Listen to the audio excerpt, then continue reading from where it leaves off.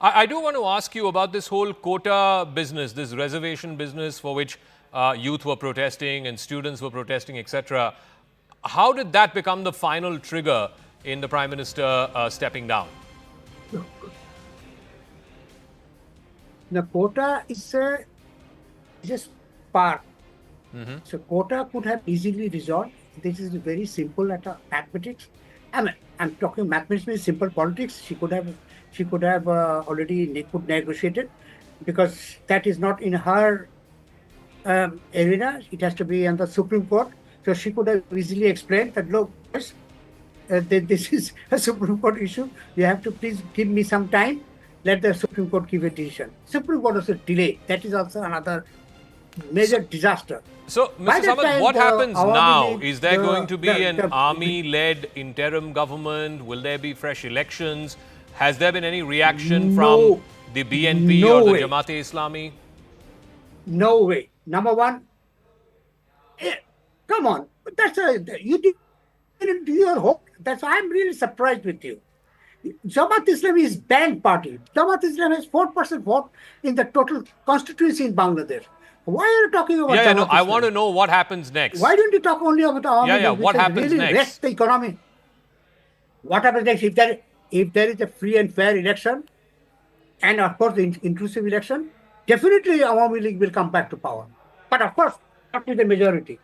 So you are saying much of this anger is directed against Hasina, not so much against her party itself. And why is that? Party? Sorry, what did you say? You said that if there were to be a free and fair election, then Awami League will come back to power again, which means that the implication is that the anger... I did not...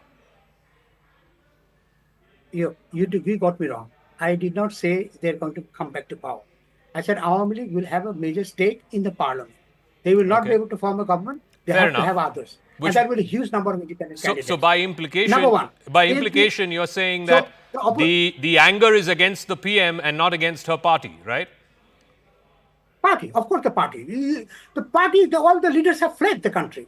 I mean, you look into Latin America, you look into some other African countries, all the leaders have fled, all the former ministers have left, a member of parliament has fled the country, and they're still fleeing the country. So what happens to the Bangladesh National Party? Do they stand a chance of coming to power? No, I don't think so. I don't think so, because they do not have vote or voters regime in the grassroots. So they will not be able to manage a majority seat. And plus, the party has broken into 3 pieces. The Bangladesh Nationalist Party. So obviously, they do not stand a chance.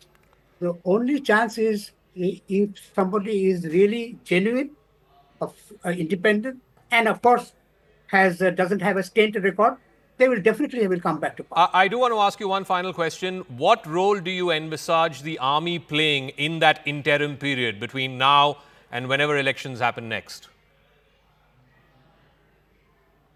First of all, let me describe in half a minute. The military is the view of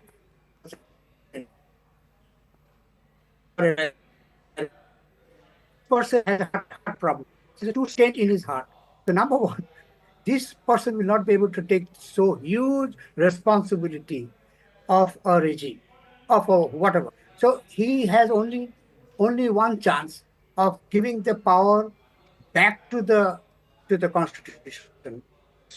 So the power definitely, she will have to resign to the president. The president will ask the speaker to form a government, to have an interim government. So you can understand the situation is much, much easier. All right. Army is not going to take a role for 2 reasons.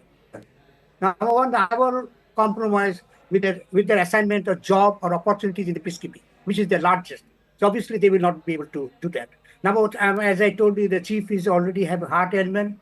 It will be very difficult for him to continue with this so-called military regime. All right. Mr. Samad, thank you so much for joining us and confirming for us what you're hearing there on the ground, that Sheikh Hasina, the Prime Minister, has not only resigned, but she's reportedly also left the country, reportedly en route to Helsinki. We'll know where she lands, her plane lands. But I